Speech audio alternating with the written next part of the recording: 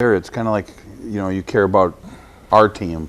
You don't know what goes on in the background with everybody else. Right. And you're so busy and, training and doing whatever you have to do. You just, whatever comes, you do. So it kind of did get cut short, but we didn't really know why or what the situation was. Yeah, we never sat down. We never sat down with them or anybody from the office and they said, this is going to do, this is because of what. And a lot of times it was like that.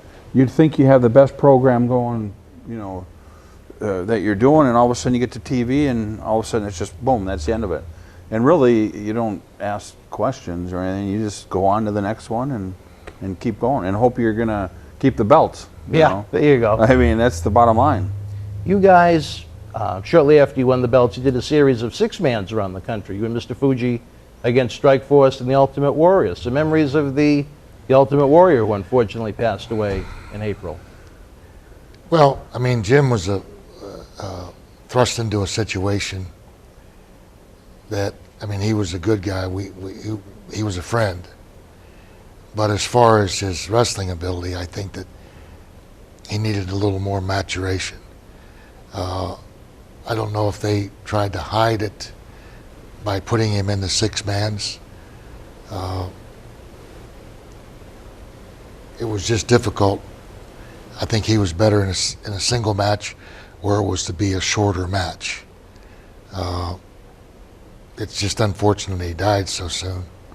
But, we don't have any animosity against him. But just the chemistry of the matches weren't that good. What was hard for me was when he came in, you walk in the locker room and you see all the guys there that have been in this business for so many years can work unbelievable with names and this and that, and a guy comes in, looks phenomenal, and they put him in the most important spot of the whole company, and he's not a wrestler or anything.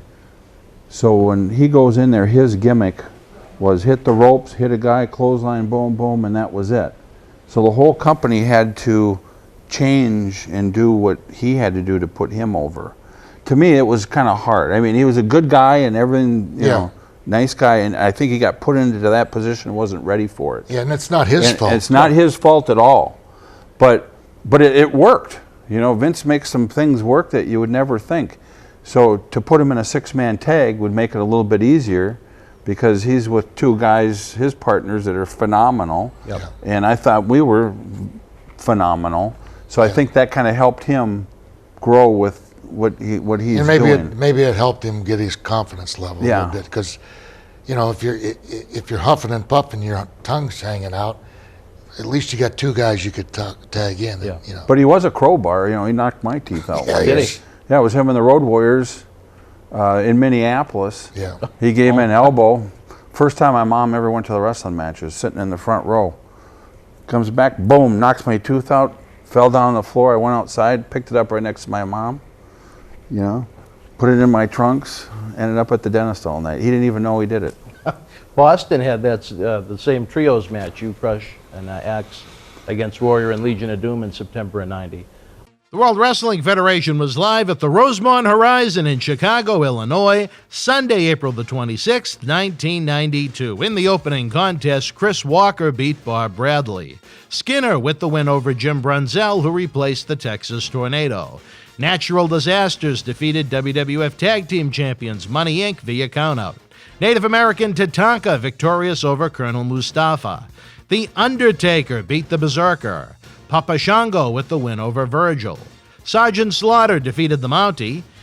WWF World Champion Macho Man Randy Savage retained the title over the Nature Boy Ric Flair via disqualification, and Virgil won a 16-man battle royal, last eliminating Ted DiBiase. If you were in Chicago live, share your memories in the comment section below. Use the link in the description box to keep Wrestling Legends working in our eBay store and on our acclaimed Patreon streaming service so we can bring you more interactive superstar shoot interviews to relive the good old days of professional wrestling. Check it out. Boston wrestling sports in the MWF explodes into a new year with professional wrestling content galore and need you to join our family. Every Tuesday night at 10 p.m. after our Monday Night Raw review, it's Wrestling Insiders at your house with WWE Hall of Famer Mr. USA Tony Atlas. Wednesday nights at 10 p.m. after NXT and AEW, join rotating legends on Wrestling Insiders Special Edition. Every Thursday night at 10 p.m. after our NXT and Dynamite review, it's Marty Jannetty's No Holds Barred Sex, Drugs, and Rock and Roll journey on Wrestling Insiders Party with Marty. Friday night after SmackDown, don't miss John Cena Sr.'s Wrestling Insiders Fabulous Fridays. Plus, look for classic clips, history videos, bonus live episodes, pay-per-view watch-alongs, and more. For less than a cup of coffee at Starbucks, get early ad-free access to our Wrestling Insider talk shows, our acclaimed studio shoot interview DVD library, and help keep wrestling legends working during the worst of times. Join our growing family at patreon.com/Boston Wrestling. Expect the unexpected in 2021.